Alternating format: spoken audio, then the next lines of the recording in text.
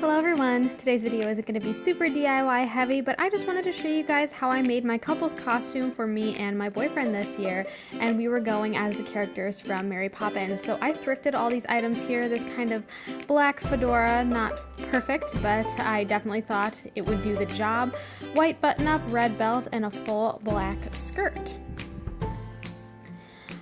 For Nick, I put together this gray sweater vest from the women's section and just a gray button-up shirt. I also, for like the ascot neck thing, just grabbed a plain red scarf off the shelf. And for the hat, because I know Mary Poppins has those kind of red flowers and daisies all over her hat, I just wanted to go with the red. So I went into my flower stash, pulled a bunch of them out and some greenery as well, and just kind of hot glued them to the hat, especially since I'm only going to be wearing it once. It's not such a huge deal. So this is what all those pieces look like now. It's definitely got that coherent red theme. I also took a thin piece of red ribbon and kind of tied it around my neck as like a makeshift bow tie.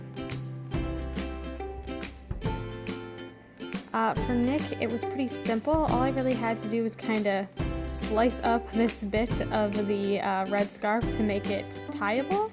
And then I went on to the actual DIY part of this, which was making a chimney sweeper. So I got a big wooden dowel and a foam ball, and I had him cut out a hole and super glue it into the ball. I painted it all black for him and got these black pipe cleaners, and I'm pretty much just gonna cut these in half and start making some holes in this styrofoam ball and start shoving them in. I actually used like a paper clip to do this. Just stretched it out and made sure to wiggle it around and really get it in good there. You know, kind of this motion, if you will, just to make sure it was wide enough to stick in, and this is what it looks like. It's definitely a little janky, but you know, I think it does the job.